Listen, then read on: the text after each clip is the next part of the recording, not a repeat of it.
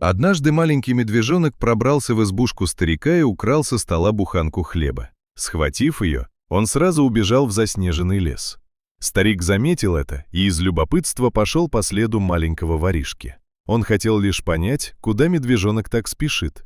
Но когда в глубине леса увидел, кому на самом деле предназначался этот хлеб, его сердце сжалось, и старик просто не смог сдержать слез. Лютый мороз сковал лес, снег лежал глубокими сугробами, а ветер выл так, будто сам лес стонал от холода. Маленький медвежонок, самый старший в осиротевшем выводке, с трудом пробирался по снегу.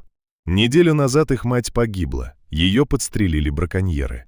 В берлоге остались 3 малышей, совсем ослабевших от голода. Один из медвежат уже почти не двигался. Если старший не найдет еду, они не переживут эту зиму. Голодный медвежонок шел, почти падая от усталости. Вдруг ветер донес до него запах дыма и хлеба.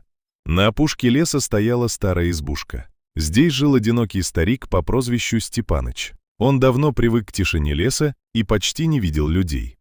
В то утро Степаныч ушел проверить кормушки для зверей и не до конца прикрыл дверь.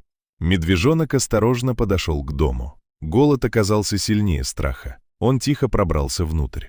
На столе лежала буханка хлеба. Медвежонок схватил ее зубами и поспешил обратно в лес. Он не ел, он тащил добычу к берлоге. Несколько раз хлеб падал в снег, лапы скользили, но он снова поднимал его и продолжал путь. Главное — донести еду малышам. Когда Степаныч вернулся домой, он сразу заметил следы на снегу. «Вот это гость у меня побывал», — пробормотал он. Старик взял ружье и пошел по следам, думая лишь прогнать наглого зверя. Но вскоре он увидел то, чего совсем не ожидал. Под поваленным деревом, в небольшой яме среди корней, лежали медвежата. Худые, слабые, едва живые. А рядом старший медвежонок разрывал хлеб и пытался накормить своих маленьких братьев и сестер. Степаныч остановился. Ружье медленно опустилось. Перед ним был не вор. Перед ним был маленький зверь, который из последних сил пытался спасти свою семью.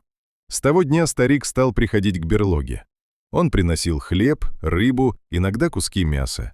Оставлял еду неподалеку и тихо уходил, не подходя слишком близко. Постепенно медвежата начали крепнуть. Старший все чаще выходил навстречу старику, но все равно оставался осторожным. Однажды в лес снова пришли браконьеры. Они разорили избушку Степаныча и решили расправиться с самим стариком, чтобы тот не мешал им охотиться. Степаныч пытался уйти от них по лесу, уводя преследователей все дальше в чащу. Но неожиданно из кустов раздалось грозное рычание. Это был тот самый медвежонок. Он вырос и стал уже довольно сильным. За ним показались и остальные подросшие медвежата. Браконьеры замерли. Встречаться с медведями в диком лесу они явно не планировали. Страх оказался сильнее их злости. Они поспешили убраться из леса, бросив свое оружие. А позже Степаныч передал все это властям. Зима еще долго держала лес в ледяных объятиях. Но медвежата выжили. Степаныч не пытался их приручить, он просто дал им шанс. И когда весной старший медведь впервые ушел далеко в лес вместе со своими братьями и сестрами, старик понял простую вещь.